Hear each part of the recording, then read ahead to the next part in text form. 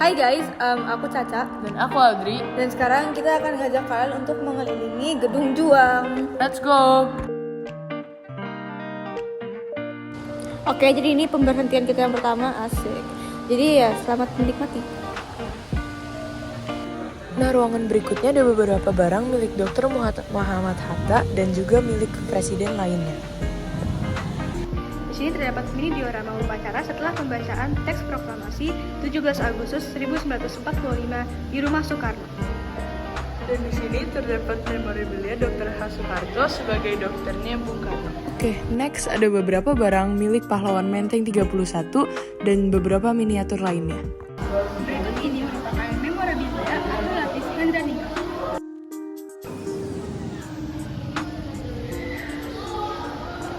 Berikut ini merupakan maket kompleks Gedung Juang 45.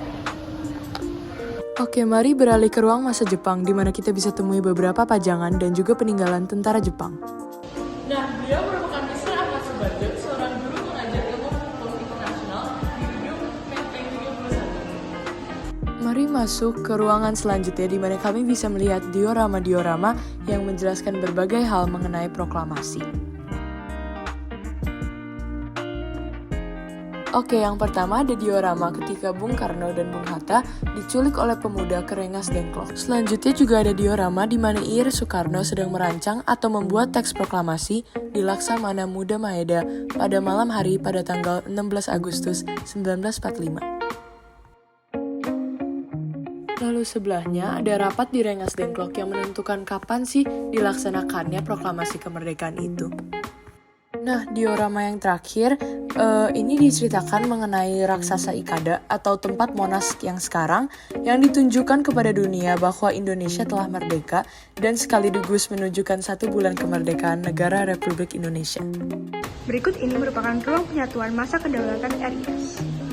Nah iya, di ruangan ini ada koleksi meja jati dan juga kursi jati milik pejuang tentara terpelajar dan juga tandu Jenderal Sudirman yang merupakan replika dengan beberapa senjata-senjata yang para pemuda pergunakan pada masa penjajahan. Dan berikut ini merupakan helm yang digunakan para pelajar Republik Indonesia yang juga dikenal sebagai JUR. Dan berikut merupakan belati yang digunakan Bapak Makmun dan juga tanda pangkat dan kartu anggotanya. Mari lanjut ke ruang perjuangan menuju NKRI. Nah, berikut ini merupakan peti besi. Nah, peti besi ini milik Tentara Republik Indonesia yang difungsikan sebagai tempat penyimpanan senjata pistol, peluru, dan juga granat yang selalu dibawa ke medan perang dari tahun 1945 sampai 1949. Ini merupakan jas yang dikenakan Ibu Asia Yusuf Laskar Putri Tasikmalaya.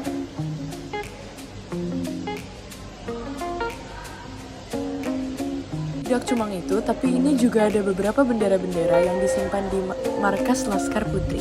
Dan berikut merupakan kain pejuang Laskar Putri yang dimiliki oleh salah satu pejuang Laskar Putri, Ibu Sukasi Rasmi.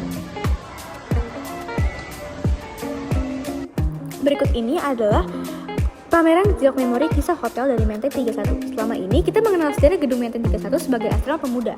Bangunan ini adalah saksi bisu tumbuh gagasan dan aksi perjuangan kaum muda untuk mencapai kemerdekaan Indonesia. Namun, pameran temporer ini tidak bercerita tentang kisah asrama dan para pemuda yang menjadi penghuninya.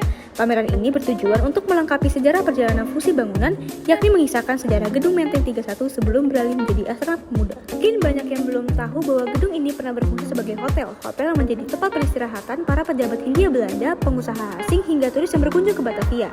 Ada 2 hotel yang pernah menempati bangunan ini, yakni Hotel Victoria 1932 sampai 1937 dan Hotel Scomper 1937 sampai 1941. Nama Scomper juga dipakai sebagai hotel di Lembang dan Bandung. Dan berikut ada 4 foto hotel bersejarah. Yang pertama ada Hotel Des Indes and de Molenbeek de Batavia. Yang kedua ada Hotel de Nederlanden de Batavia. Yang ketiga ada Hotel Ernest de Batavia. Dan yang terakhir ada Marine Hotel de Batavia. Berikut ini merupakan perkembangan aktivitas akomodasi. Yang pertama merupakan Pasanggerahan berfungsi sebagai tempat bermalam telah dikenal sejak masa Nusantara dan berkembang pada masa VOC. Pasanggerahan digunakan untuk tempat peristirahatan para pegawai VOC yang berminat di luar kota. Yang kedua merupakan Herberg and Lodges.